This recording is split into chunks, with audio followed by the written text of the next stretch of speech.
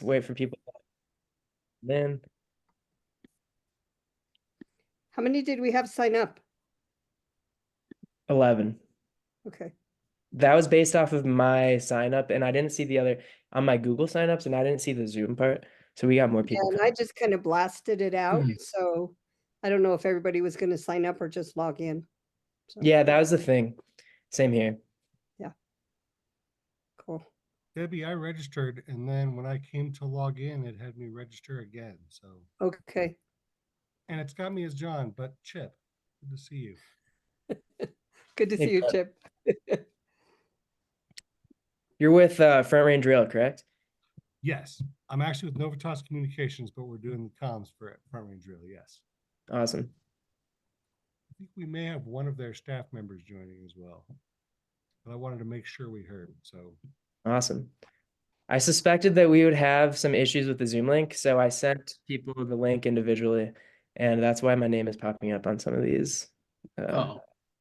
Some of these accounts. We just have you all over the place.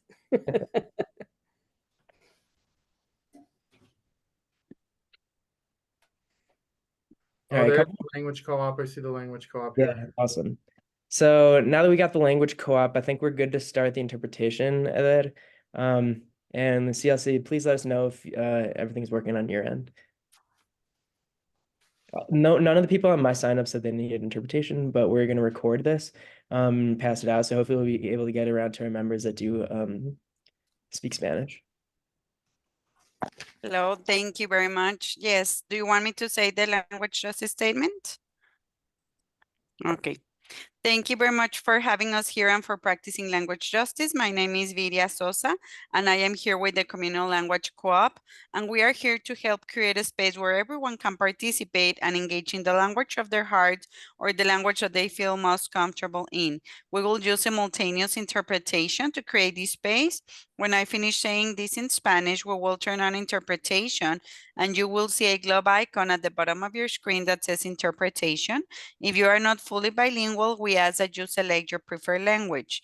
When you select your preferred language, you can check mute original audio so you don't hear both languages at the same time. Hola, muy buenas tardes. Mi nombre es Viria Sosa. Estoy aquí con la Community Language Co-op y estamos aquí para ayudar a crear un espacio donde todos puedan participar, involucrarse en el idioma de su corazón o en el idioma en el que se sientan más cómodos. Usaremos la interpretación simultánea para crear este espacio. Cuando termine de decir esto, activaremos la interpretación y verá un icono de globo abajo en su pantalla que dice interpretación. Si no es completamente bilingüe, le pedimos que seleccione su idioma preferido. Si es bilingüe, puede escuchar a todos en su idioma. Cuando seleccione su idioma, puede hacer clic en silenciar el audio original para que no escuche ambos idiomas al mismo tiempo. Thank you very much. Please go ahead and turn on interpretation. Muchas gracias. Vamos a comenzar con la interpretación. All right, so make sure you choose your language there.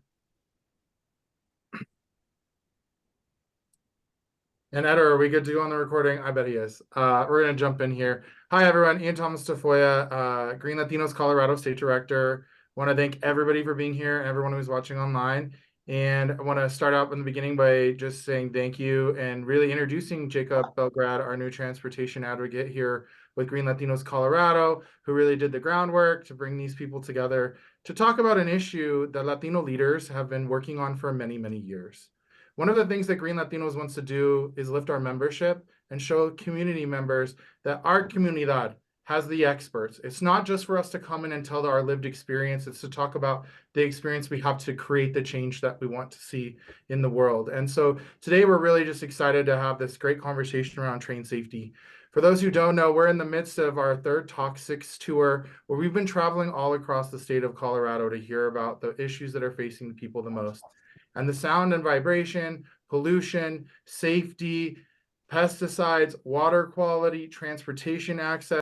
We've heard so many things about these pieces in our society that our communities are looking for. Some recent events that we've had have included a panel discussion with the 3 RTD Latino directors at Raíces that draw a big crowd to talk about what the future of public transportation is in a post-COVID world. We took community members just this last weekend to go out and look at oil and gas sites with cameras, FLIR cameras that would allow them to see the emissions with their own eyes that are coming off of these facilities. And of course, we and our members participated in Latino Advocacy Day, bringing our power to the Capitol. And so that brings us to our conversation today on a train safety bill and work that's been done in land use and zoning, and people who are doing this work every day, bringing goods in and out of our communities, what they want to do to be safe. So today on our panel, we have Representative House District 1, Javier Mebre, who is my elected official. Great to have you here. Former Councilwoman Debbie Ortega, a mentor of mine and a friend who has been working on this issue for many, many years. And Omar Ledesma from the Sheet Metal Air Rail Transportation Union, an engineer who is going to talk to us about his lived experience. But we also know, Javier, that you have to get off and onto the floor to vote on the long bill. I'm wondering if you could do two things for us. In a very short way, can you educate people about what the heck the long bill is? Maybe that's the first time they've ever heard that in their lives. And then secondly, let's talk about what you're trying to do for train safety right now. You're muted.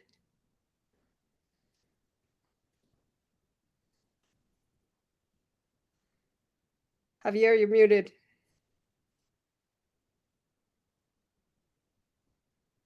Yes.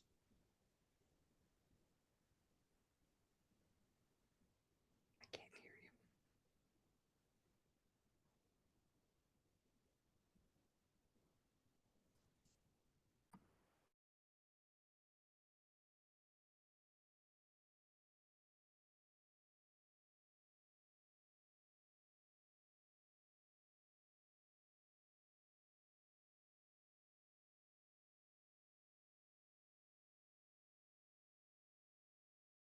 I can hear you.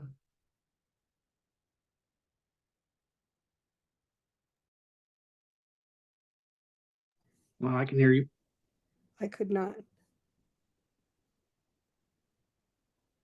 I could hear all you guys. You can't hear Representative Mabry? Has everyone chosen English That's on probably why. interpretation? Have now. Thank you.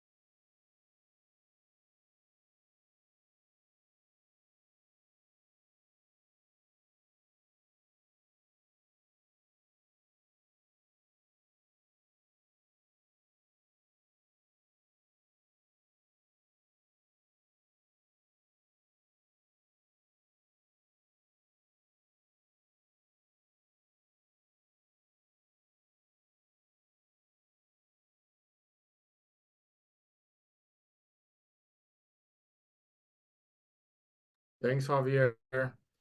And yes. All right. Well, if you make it back, we'll be here. We're gonna move on to Omar, who we're hoping you can elaborate on what safety concerns are being faced by railroad workers and the importance of safety regulations or those that are not existent yet. Yeah, thank you. One of the things I want to say that we're hit hardest on the workforce is the long hours, crazy hours, 24/7 on call, no schedules. Those are some of the factors that are hitting us right now. But on the ground itself, we're seeing less and less maintenance done by the railroads to increase their profits year over year. And we're losing a lot of workforce. In fact, right now, I don't know if you've seen on the news, but the Norfolk Southern is actually having an internal fight between their shareholders who want more profits over safety. And the current CEO, Alan Shaw, is fighting for his position to maintain, to be the CEO still. And they're trying to overthrow him essentially because they want more profits for their shareholders. And that means cutting costs, which means cutting manpower, maintenance, and automating as much as possible. Here in Colorado, some of the biggest things that we have issues with safety-wise is longer trains. We have trains that are running up to 3 miles long. They're long, heavy, and they lose communication quite a bit. Between here and Trinidad is one of our biggest coal runs, and we tend to have a lot of issues when it comes to communication along trains and breaking down, causing delays. And that would be one major issue for, public transportation as well. But the cutting of costs and maintenance is the biggest issue we have here in the railroads and for us rail workers at the moment. So I have a follow-up question. Can you just talk to us a little bit about the landscape? Are all railroads unionized or only some of the engineers unionized? I imagine there's a bunch of different kinds of jobs within the industry itself. People who are unloading things, people who are engineers. What does that look like? And I guess a follow-up question would be is, if someone's interested in becoming an engineer, how do they do that with? So yeah, I think railroads are probably one of the earliest unionized trade unions, and we do have a union for each craft here in the railroad. A lot of over the years, many have merged together to create more bigger unions. But the conductors have the sheet metal, air rail, and transportation division. We have the Brotherhood of Locomotive Engineers, Brotherhood of Signalmen. Carmen's have their own unions. I think the biggest problem we have at the moment is that we're trying to build a new generation of union workforce, that we communicate better, we work together. Over the years, the railroad has been able to divide up these unions quite a bit, but we're trying to turn that around with newer generation, more technology, outreach programs such as using technology that we have, Facebook, Twitter, Zoom meetings, reaching out to other affiliates such as yourselves. But we're trying to push that hard. But I'm sorry, what was the other portion of the question?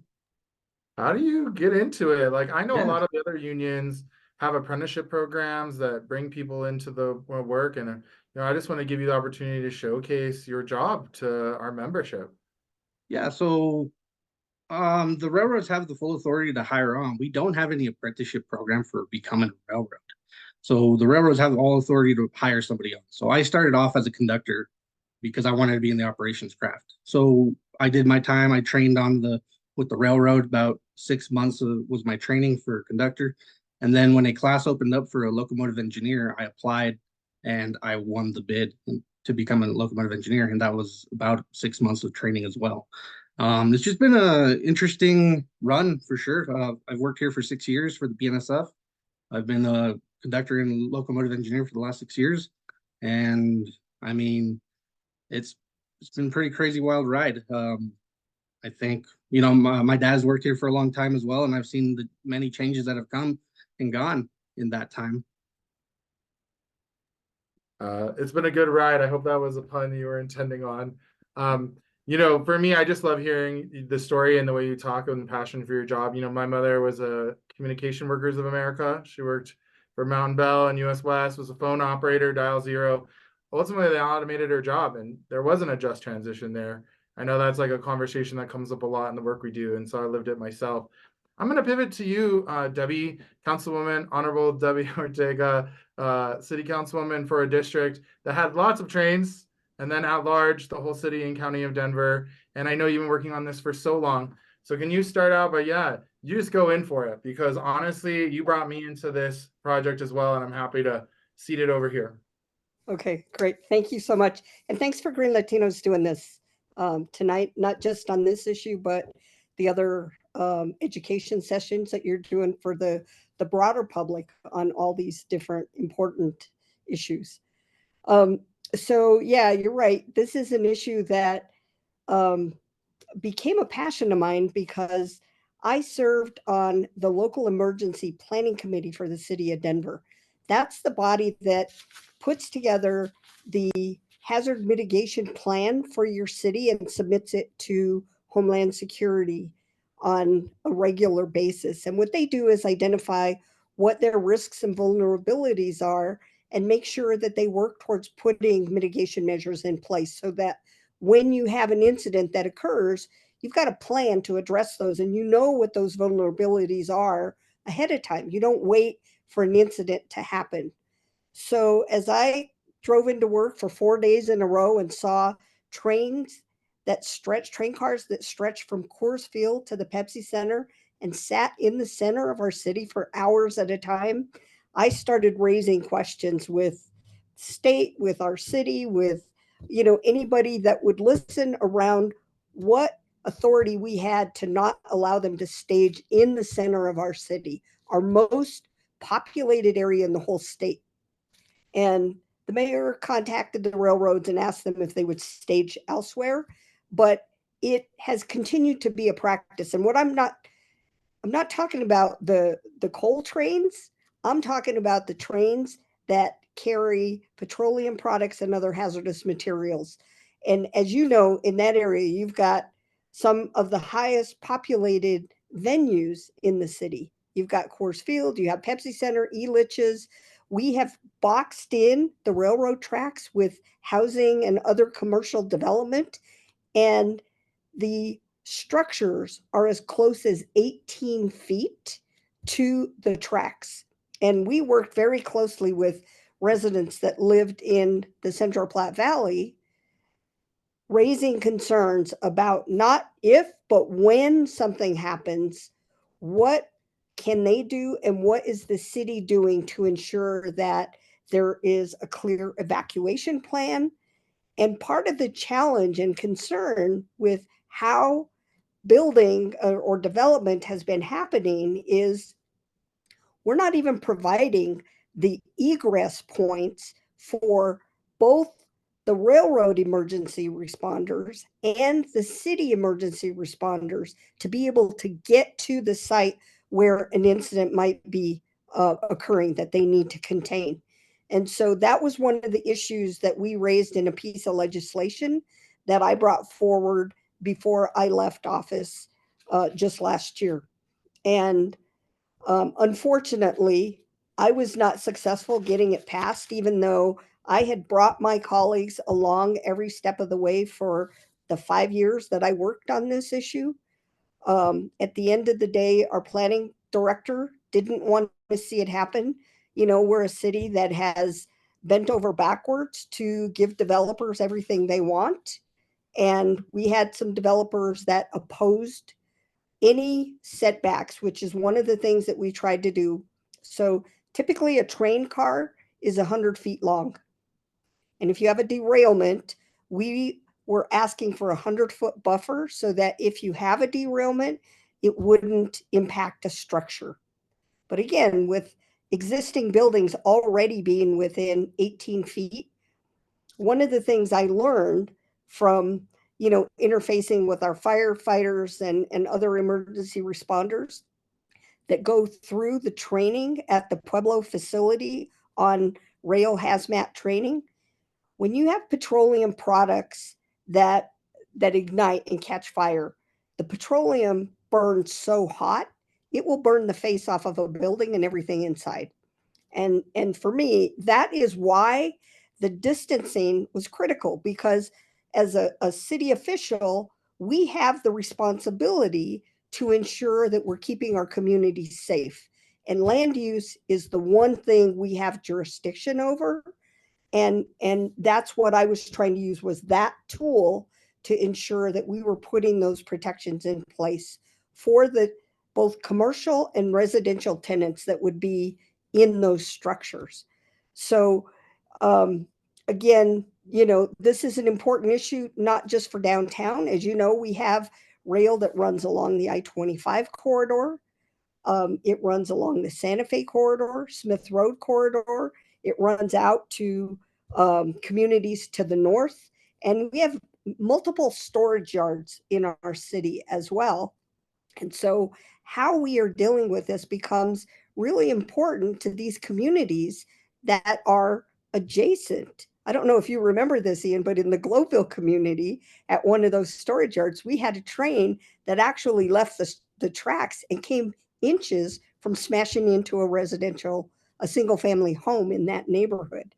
And so when you have metal impacting metal or other structures, that's when you have the potential for a serious hazard to occur.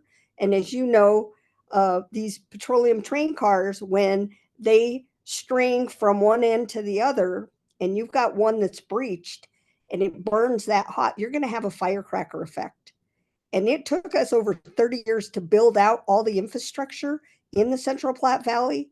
And it will take years and years to rebuild. You see that parts of New Orleans still have not recovered from Katrina that happened down there.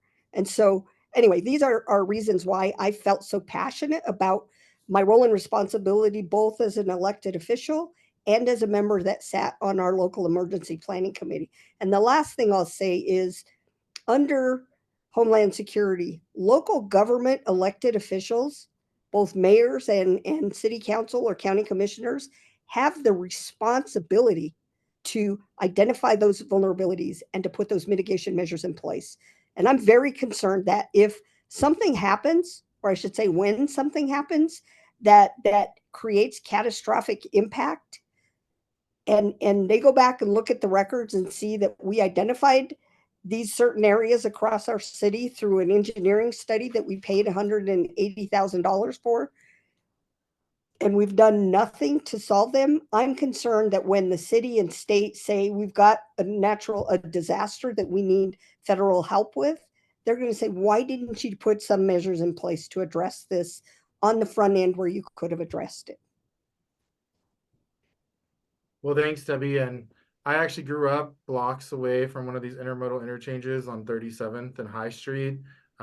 Coca-Cola factory, the closest to me. Oh, yeah. These train facilities in North Denver are part of the cumulative pollution that these communities are facing, from Suncor to the Cherokee gas plant. And actually, research we've released about North Denver with Green Latinos in the School of Public Health, 189 businesses violating federal environmental law for clean air, water. And we don't know that much about trains. There's a lot more that we need to know. That information is tough to come by. Omar, I want to come back to you about maintenance and monitoring. And are there common issues with track maintenance from your perspective as a worker? And what can be done to create a more safe working environment for the people carrying our goods? Yeah, thank you. Yeah, there's actually a lot of issues with maintenance, especially in the industries so that we service. Now, there's a lot of pushback between both the railroads and the customers themselves, saying, oh, this is the customer's responsibility, or this is the railroad's responsibility to fix the track and maintenance. At the end of the day, it doesn't matter whose responsibility it is. It needs to get fixed. And when it doesn't, that's when you start seeing these derailments and incidents happening. One thing that I want to hit on real quick is Councilwoman Ortega said, you don't wait for an incident to happen. These railroads are not proactive. They're reactive. They're only acting when something's happened. Ohio, Lac-Mégantic, any Pueblo, for instance, all these incidents that happen, only legislation comes after they've happened. We need to change that. We need to be on them at all times. We need to be pushing for legislation such as we have right now at the House. But maintenance is a huge issue. We just don't see enough of it. And they tend to push the problems onto the workforce, saying that the workforce is responsible for not switching effectively, or they're train derailing, saying the workforce is responsible for, not running the train correctly, even though the maintenance wasn't done. They're cutting inspectors, they're cutting train inspectors, track inspectors, maintenance workers. It's just a huge issue throughout the entire system, not just with BNSF here in Denver and Colorado or the Union Pacific, but all Class 1 railroads are starting to act this way. So I think it's important also to mention that under President Obama, they had moved forward some, I don't remember if it was legislation or policy, to address the braking systems on the trains to put sensors on them, because with the length of the trains and the fact that they're understaffed, it's quite often that a train and the caboose at the front that has a derailment, you know, a mile or 2 miles back, doesn't even know they've had a derailment. And the sensors were going to provide that assurance. And this is one of the things the engineers from East Palestine, Ohio were raising concerns about, that could have been avoided had they had the sensors on those trains that were mandated under the Obama administration. All of that got rolled back under the last Trump administration. So the safety of our community was compromised under President Trump. For whatever reason, I understand they were lobbied really hard by the railroads to roll back those mandates that had been put in place under President Obama. Yeah, so my understanding too is that, in response to what Omar is saying, is that we are seeing legislation being talked about at the national level. I think there's a lot of other states that are pushing right now.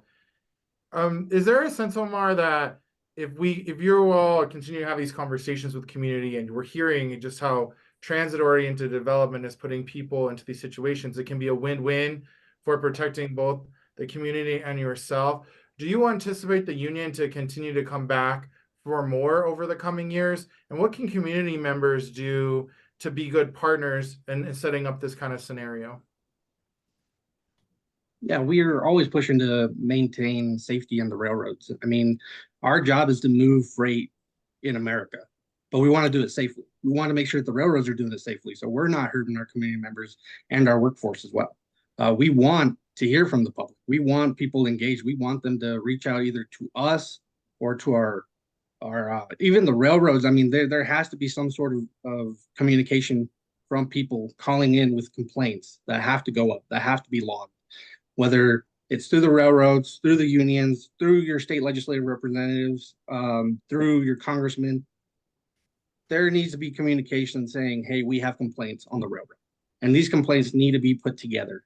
And over the years, we do want to push more and more on safety issues as these railroads are cutting their costs and putting these dangerous trains, cutting these costs and maintenance costs and endangering the people around them, blocking crossings, longer trains, issues with communications. We need to be able to start taking in these complaints from people, we need to be able to just put it together. I'm not sure how we're going to move with it, but we do want community outreach to get with us, and we start taking in these complaints. That way we have documentation. So I think if I can add something here, Ian, if you don't mind.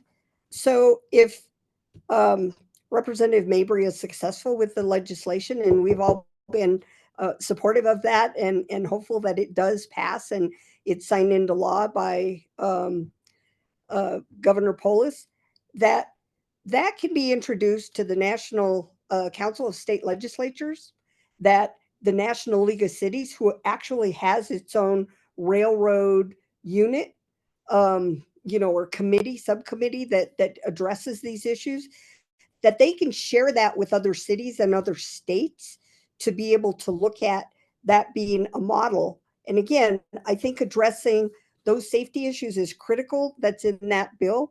But at the same time, I think the spacing where you have urban areas where you've got high density development that's going in and is not addressing the protections of the tenants that will be in those structures is another important and critical part. So those groups, I think, play a pivotal role in working with and lobbying to look at rolling out these new pieces of protections that haven't been done at the federal level as we had hoped they would.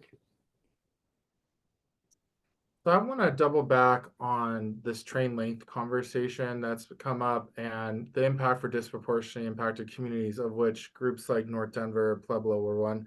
Debbie, you represented this community. I used to tell my mom I got stuck at a train to miss curfew. Don't tell my mom. Sometimes right there by the dog food factory coming off of I-70 when they used to have the York exit. Yeah. You hit it right there. But, you know, this Saturday, and I'm going to show a picture of this later. You know, we were stuck there for 25 minutes trying to leave the CSU spur. And this can be people's access to the hospital with a heart attack. It's Yep. our children's access to school. Can you talk a little bit about the cost of, say, that bridge that people need to take to cross to get to school between Elyria and Swansea? Are you talking about the one that went in? Yes. The Yeah, very beautiful artistic bridge that was very yes. expensive. I actually met a gentleman down at that crossing that was in a wheelchair who lost his legs because he was trying to cross. And what was happening, and the reason that bridge got put in was we were all screaming that this was a serious safety hazard. The school is on one side of the tracks. There are residents that live on both sides of the tracks. But because the train would sit there for an extended amount of time during the time that kids were trying to get to school and when they were getting out of school, and it was not uncommon for kids and sometimes their parents putting their kids in strollers in between the trains to cross while the train was stopped. And sometimes that train started to move. And so, you know, it was a serious problem. So we lobbied the state and the city to work with the railroads to get that pedestrian bridge put in, and it's doing what it's supposed to do.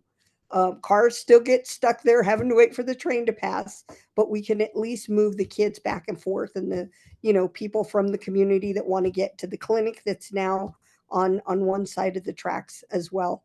So those are examples of the kind of rail crossings. And if you look at other states across the country, like in California, there are places where they actually suppressed where the tracks go, and they're kind of in a trench so that they're not impacting your typical crossings, like at Santa Fe and Calumet, where, you know, people get stuck at that railroad crossing quite often. And the study that you had put forward in the legislation was talking about how to begin tackling at-grade crossings.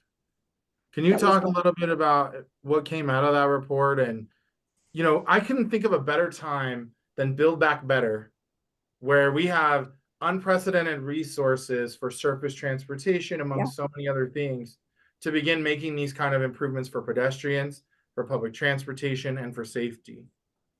It also positioned both the city and the state to be having the conversation with some of our neighboring jurisdictions about a realignment of those tracks. But nobody took the leadership to take that on and to try to move that conversation any further. Front Range Rail plays part of a role, but Front Range Rail is not the relocation of our Central Main Line tracks that come through and sit in the center of our city. Front Range Rail will move, you know, people that want to travel in a different way other than being stuck in traffic on the highway from Pueblo to Fort Collins. And some of that, it's not clear exactly what that alignment is and where it's going to come through the center of our city. There has been discussions about the Burnham Yard site in the Sun Valley and Lincoln Park neighborhood that abuts kind of both of those neighborhoods, where maybe it'll come through there. But the land use planning, again, just to get back to that, is critical around how all of that happens and how close that ends up being to the residential neighborhoods are there. So, you know, the crossing issue is an important part of the big picture, but you know, it's why we need to be engaged and be paying attention to the legislation that is moving through the State House right now, and encourage people listening to weigh in and let the governor and other legislators know that this is important. It's important to pass this legislation and to do everything possible to protect our communities.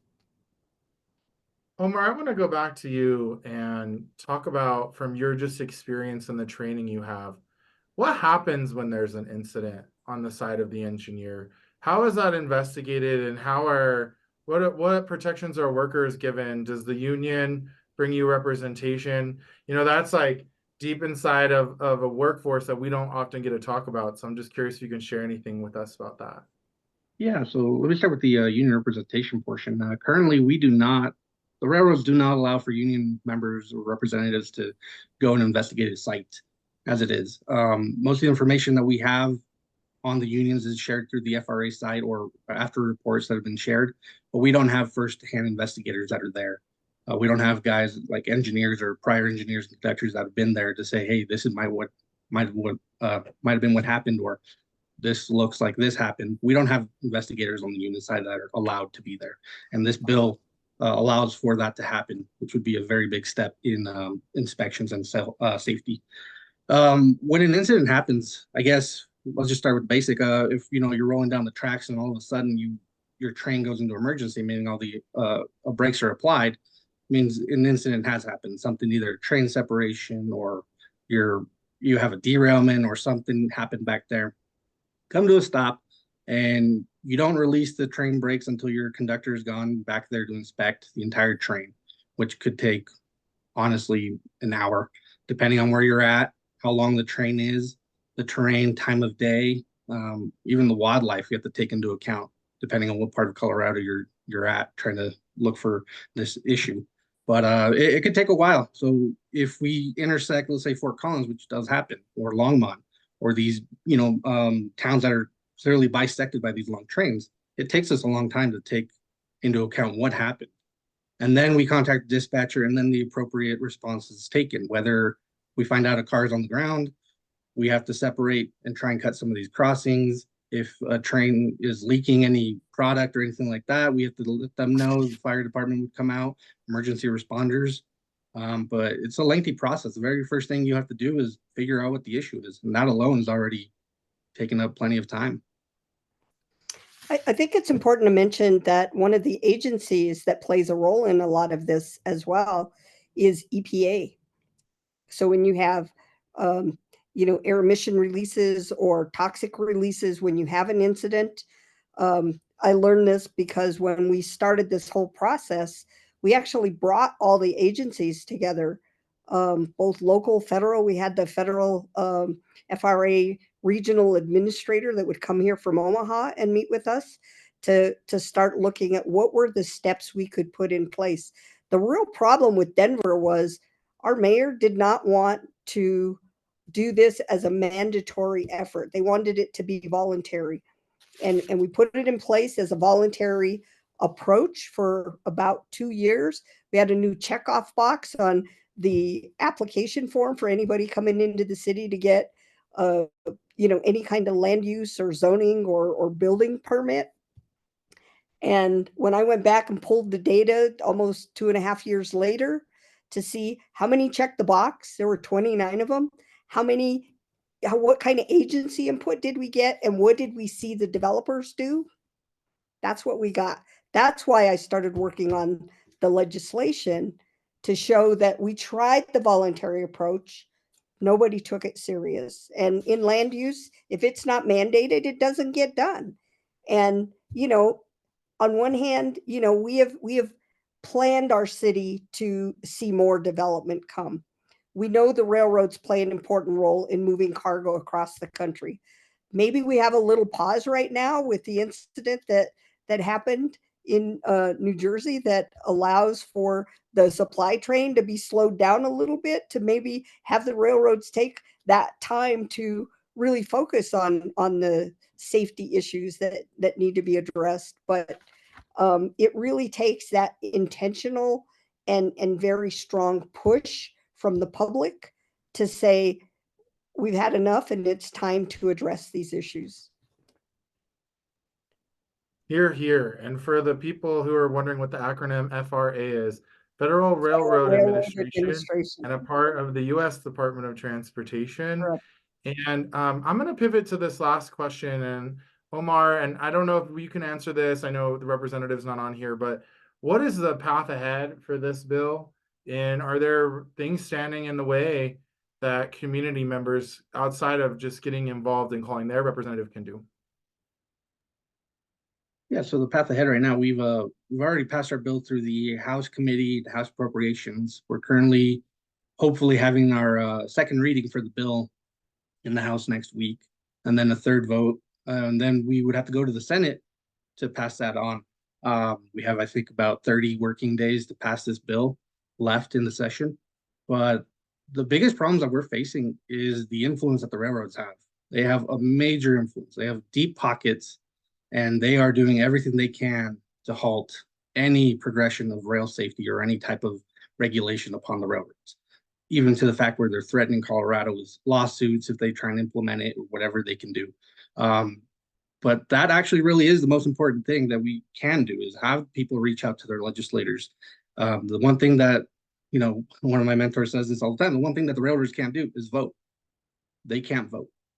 And so our members have a voice. Our people here in Colorado have a voice, and they need to express that voice that they have. Say they need to protect our communities. They need to get these trains off these crossings. They need to be safe about the way they do things. And they're not doing that right now. But our people here in Colorado can voice up and can voice their expression to their legislators, to the governor, to their representatives and senators. Do what they can, reach out. That is the biggest thing that can help at the moment. Awesome. And then Jacob, if you go ahead and share the slide deck. While he's doing that, I realized we were remiss. We didn't start with the land acknowledgement. Typically we do. We were mixed up, I think, with the interpretation, and so I forgot. But, you know, we talk a lot about the 48 tribes, the Ute, the Cheyenne, the Arapaho, the Shoshone, the Apache, the Pueblo, the Comanche, and so many other people who are connected to Colorado. Why? Because this is the headwater state, okay? And we have a deep responsibility to protect the water. Do you know that a third of all Latinos in America get their water from the Colorado River, and that water comes from here? We are the leaders we've been looking for to protect these resources, and Green Latinos is grateful that you joined us today for this webinar. If you go to the next slide for me, we want to thank El Seminario, who is also going to be publishing it. You know, this is the Take on Toxics tour. It's transportation, it's water, it's energy, it's public lands, it's waste, and most of all, biodiversity that's represented in our logo. Our biodiversity bill for the Take on Toxics tour is the return of the Wolverine, which a 20% of the remaining habitat with climate change is going to be in the deep mountain snow here in Colorado. The bison are returning to Colorado. These historic animals are coming back, and that's important for our bio and ecosystem. Please follow us to get involved with other bills that are intersectional with these issues. If you'd go next, Jacob, you can see here, oops, that went 3 slides. Is this the next one here? We also want to invite you, as the summer is coming with Cesar Chavez Day, to march with us if you're here in the Denver metro area. If you're having a march in Pueblo, we'll march with you. We will go knock doors with you on your local issues. Green Latinos Colorado has a saying within our staff: if they call us, we will come. And that has brought us to every part of the state of Colorado to fight for a better future.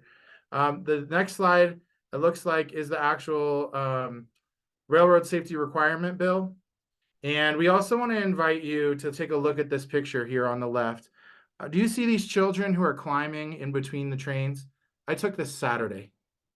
This is a real thing that is happening every single day in communities like the one I grew up in, and we have a responsibility to do it to protect the children.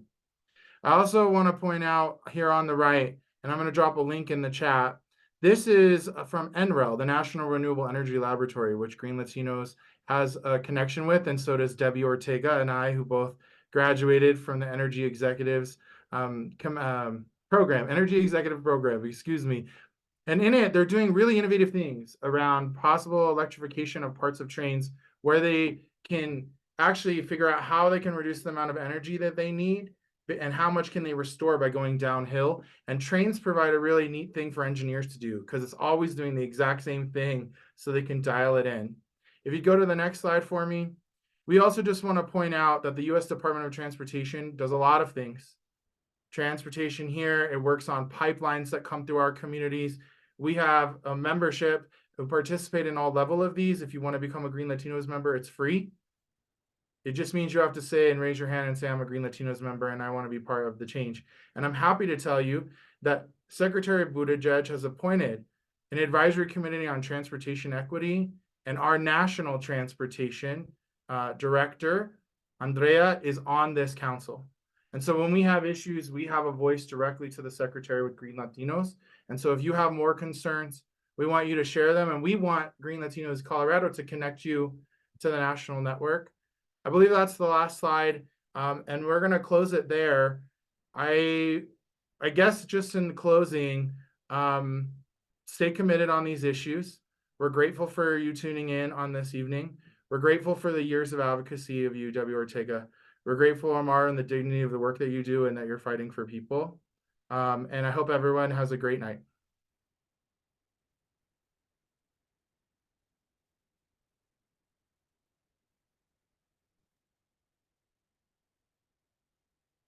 Thank you very much. Thank you.